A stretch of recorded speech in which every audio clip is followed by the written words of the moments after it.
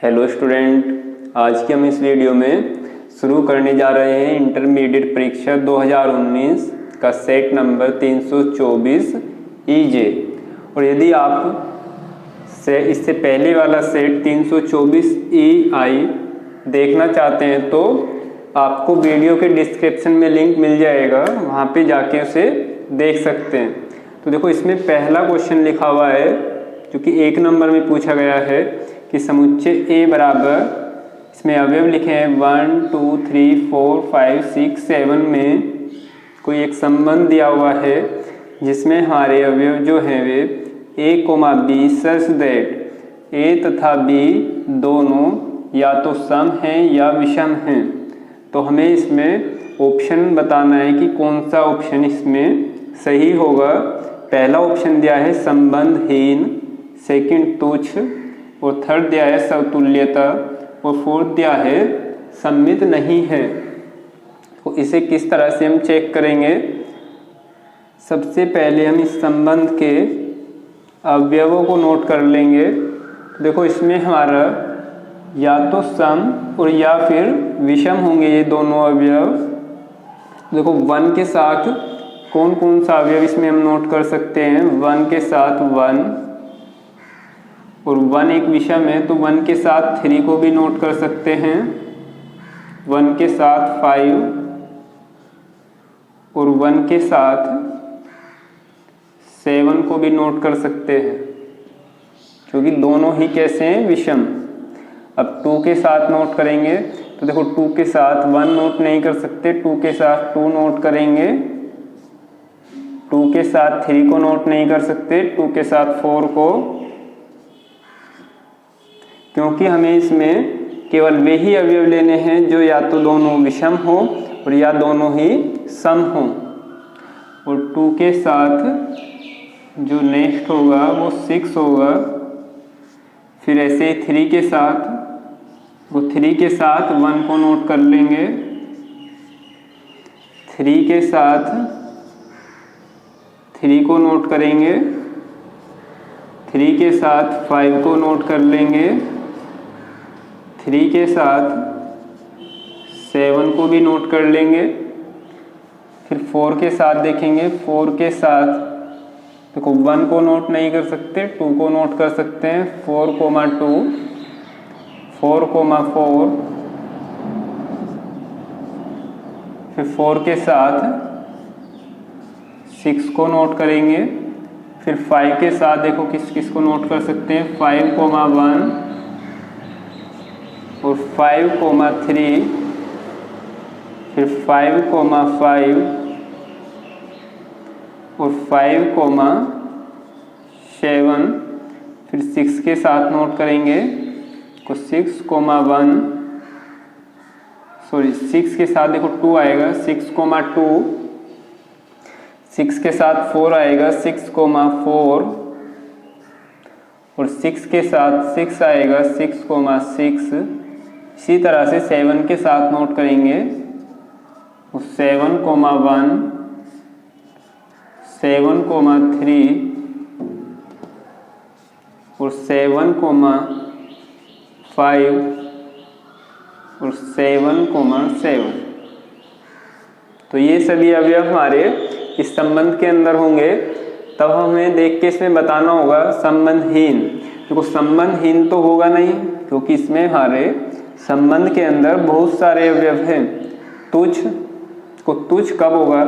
तुच्छ 2 कंडीशन में होता है, या तो इसमें कोई अवयव ना हो या फिर इसके अंदर जो हमारा R संबंध है वो पूरा A क्रॉस A, जितने अवयव A क्रॉस A के अंदर आएंगे वे सारे ही अवयव इसके अंदर हो, तो ये तुच्छ भी नहीं होगा।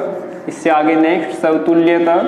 देखो, समतुल्यता चेक करेंगे। समतुल्यता कब होगा? यदि प्रत्येक अवयव के लिए A, A इस संबंध में हो। तो 1 के लिए देखो 1, 1 इसके अंदर है, 2 के लिए 2, 2 भी है, 3 के लिए 3, 3 भी इसके अंदर है, 4 के लिए देखो 4, 4, 5, 5, 6, 6 और 7, 7। तो इसका मतलब देखो समतुल्य तो है, सम्मित नहीं है। देखो सम्मित कैसे चेक करते हैं, यदि हमारे संबंध के अंदर a, b है तो b, a भी यदि संबंध के अंदर है तो कहलाएगा सम्मित। देखो सम्मित 1,3 तो 3,1 है। अब देखो 1,5 तो 5,1 है। 1,7 तो 7,1 तो 7,1 भी इसके अंदर है, तो इसका मतलब सम्मित है। इसमें लिखा था सम्मित नहीं है, तो हमारा जो ऑप्शन नंबर 3 है वो एकदम करेक्ट आंसर होगा। ये संबंध R जो होगा वो कैसा होगा, समतुल्यता संबंध। इसके बाद देखो क्वेश्चन नंबर 1 के ख पार्ट को सोल्व करते हैं। सिद्ध कीजिए कि f(x) बराबर 2x for all x belongs to R द्वारा प्रदत्त फलन f सच दैट R2R आच्छादक है। आच्छादक किस तरह से चेक करेंगे हम इसको, R2R का मतलब तो हम सभी समझते हैं कि जो सेट है, जो हमारा समुच्चय है वो real number two real number हो दिया है। इसमें को रियल नंबर्स कौन से होते हैं हमारे, माइनस अनंत से लेके प्लस अनंत तक, माइनस अनंत से प्लस अनंत। जितने भी हमारे नंबर्स देखो पॉइंट में हो या परी में संख्या हो या रूट में कोई वैल्यू लिखी हो, जिस तरह से नोट कर सकते हैं कि -1 और फिर -1 और फिर उसके बाद 0 को नोट कर सकते हैं। 0 और -1 के बीच में भी हमारे बहुत सारे जो वास्तविक संख्या रियल नंबर्स होंगे, इसके आगे 1 को नोट कर लेंगे, फिर 1 के आगे 2 इस तरह से होंगे, इसमें भी नोट कर लेंगे -1 फिर 0 और 1 2 इस तरह से। तो यदि हम इसमें तो कोई भी वैल्यू पुट करें, यदि हम इसमें 0 रखें फंक्शन में, x की वैल्यू 0 तो 2 गुना 0 होगा, तो 2 गुना 0 0 होगा। तो ये हमारा प्रांत, डोमेन और ये होगा सह प्रांत, कोडोमेन।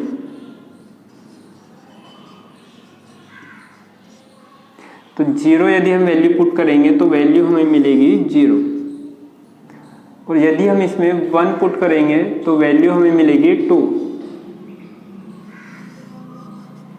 तो इसी तरह से यदि हम इसमें कुछ भी वैल्यू पुट करें, पॉइंट में या बटे में, फ्रैक्शन में, कुछ भी, तो हमें इसमें देखो वैल्यू f(x) इधर हमारे सह प्रांत में जरूर मिलेगी। इसका मतलब कि इधर सह प्रांत का कोई भी अवयव सह प्रांत में नहीं छूटेगा। इसका मतलब यदि इसमें से कोई भी अवयव हमारा नहीं छूटता तो फलन कैसा कहलाएगा, आच्छादक। तो हम इसके लैंग्वेज में हम इसे नोट कर सकते हैं, चूंकि प्रत्येक y belongs to R, R कैसा है हमारा, देखो सह प्रांत, ये वाला R जो है वो इधर वाला है, देखो सह प्रांत। चूंकि प्रत्येक y बिलोंग्स टू R सह प्रांत के लिए प्रांत R में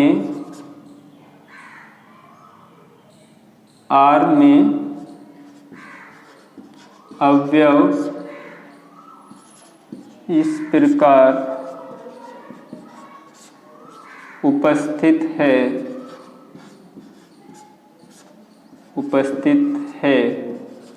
कि जो f(x) है, f(x) बराबर किसके होगा, f(x) बराबर y। और इस तरह से भी हम इसको नोट कर सकते हैं कि y बराबर 2x, f(x) की वैल्यू हमने रखी 2x, और इससे x की वैल्यू नोट करेंगे तो x की वैल्यू होगी y/2। अब यदि हम इस x की वैल्यू को इस फंक्शन में पुट करें तो यदि y के इक्वल आई तो इसका मतलब कि फलन जो होगा वो कैसा होगा, आच्छादक। 2 इंटू वाई अपॉन 2 से 2 कैंसिल होगा तो f y अपॉन 2 बराबर y। तो नोट करेंगे अतः फलन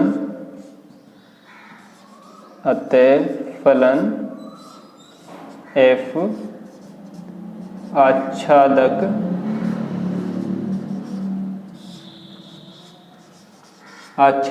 है। तो क्वेश्चन नंबर फर्स्ट के गे पार्ट को अब हम सॉल्व करेंगे। लिखा है sin 2x और cos 3x का समाकलन करना है। किस तरह से इसके समाकलन को हम करेंगे? देखो, इस तरह के क्वेश्चन में करने से पहले हमें कुछ त्रिकोणमितीय सूत्र याद होने चाहिए। तो एक फॉर्मूला है कि 2 sin a into cos b। तो ये फॉर्मूला आपने 11th क्लास में पढ़ा होगा। फॉर्मूला था कि साइन a प्लस b और plus sign a minus b। जब हम इधर साइन a प्लस बी और साइन a माइनस बी का फॉर्मूला नोट करेंगे तो वैल्यू हमारी जो होगी वो 2 sin a into cos b होगी। इसी तरह से देखो सेम यहाँ पे लिखा हुआ है, केवल हमें इसमें देखो 2 नज़र नहीं आ रहा तो 2 से हम क्या करेंगे, इसमें 2 की मल्टीप्लाई करेंगे और 2 से ही डिवाइड कर लेंगे। तो 1/2 और समाकलन 2 sin 2x into cos 3x और dx। अब हम इसमें फॉर्मूला नोट करेंगे। देखो साइन a की वैल्यू हमारी 2x और b की वैल्यू 3x प्लस, तब बड़े ब्रैकेट का यूज कर लेंगे, sign 2x minus 3x into dx 1/2। इधर होगा साइन, देखो 2x और 3x को ऐड करेंगे 5x प्लस साइन, इधर क्या वैल्यू होगी, देखो 2x से माइनस 3x करेंगे तो माइनस का x और dx। अब 1/2 बड़े ब्रैकेट का यूज कर लेंगे और इस समाकलन को हम अलग अलग कर लेंगे, ब्रेक करेंगे इसे यहाँ पे, साइन 5x dx और साइन माइनस थीटा। हम जानते हैं कि sine minus theta minus sine theta के बराबर होता है, तो माइनस साइन x dx 1/2 को साइन 5x का समाकलन यदि हम करते हैं तो होगा माइनस के cos 5x upon 5 minus sine x का हम जानते हैं माइनस के कोस x प्लस c। अब 1/2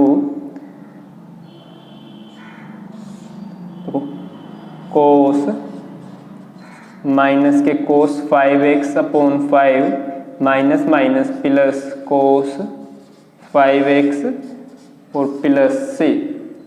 तो इस क्वेश्चन का इतना ही आंसर हम छोड़ सकते हैं, जो कि एकदम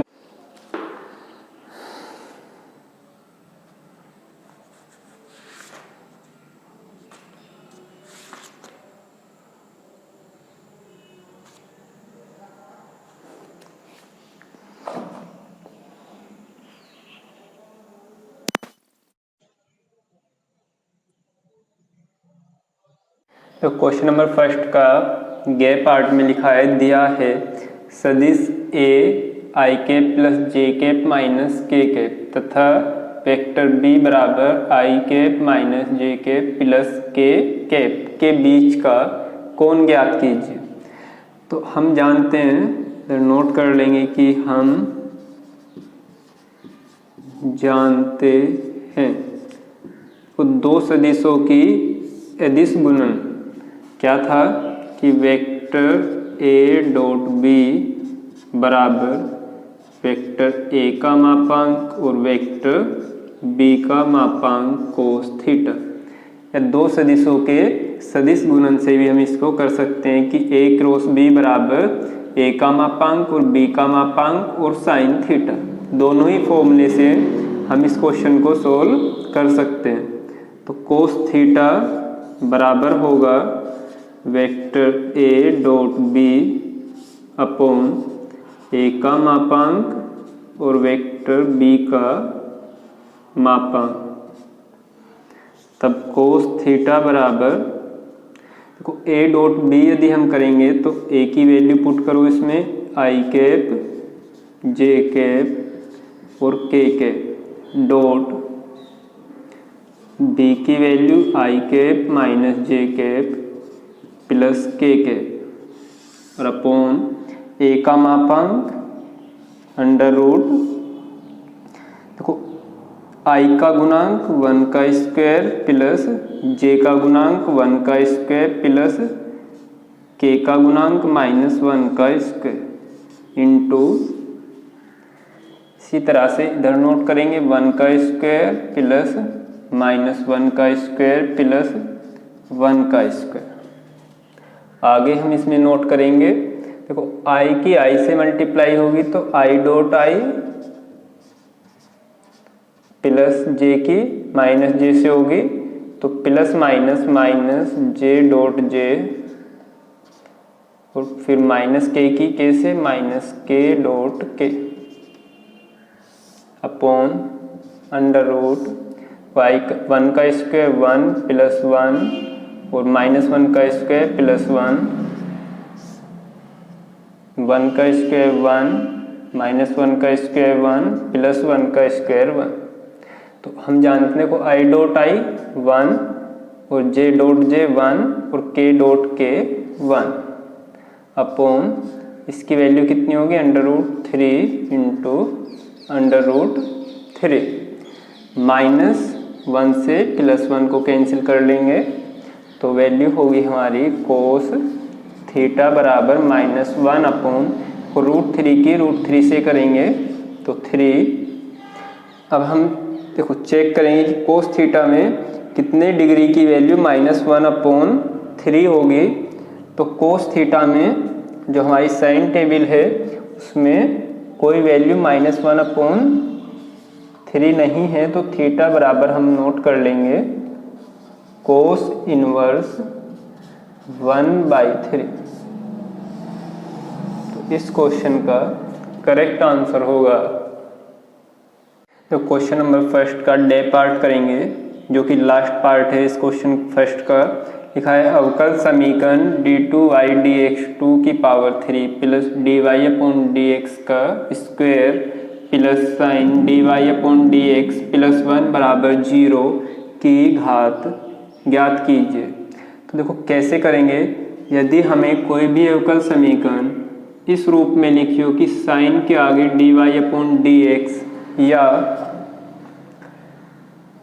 log के आगे dy अपॉन dx लिखा हो या e की पावर dy अपॉन dx या y डैश लिखा हो तो इस प्रकार की अवकल समीकरण की घात को परिभाषित नहीं किया जा सकता। तो हम यहाँ पर नोट करेंगे कि अवकल समीकरण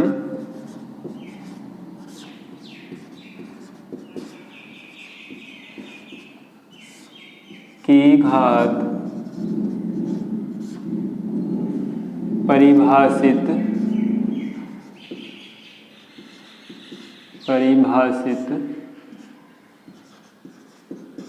नहीं है। तो नोट में लिख सकते हैं हम, इसमें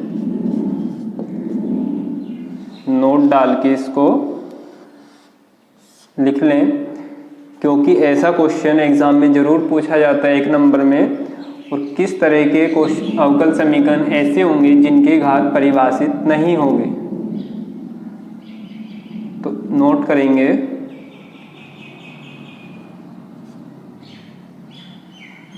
पहला नोट कर लेंगे, यदि अवकल समीकरण में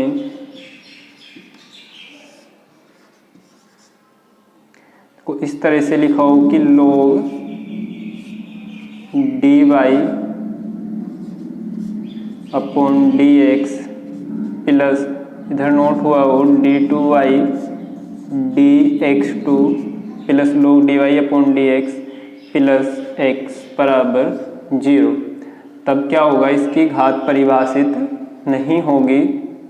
और यदि इस तरह से लिखा हो कि d2y dx2 की power 3 plus dy upon dx का स्क्वायर प्लस आगे नोट हुआ हो e की पावर y डैश बराबर 0। तो इस अवकल समीकरण की घात भी परिभाषित नहीं है। तीसरा पॉइंट है, यदि इस तरह से लिखा हो कोई कि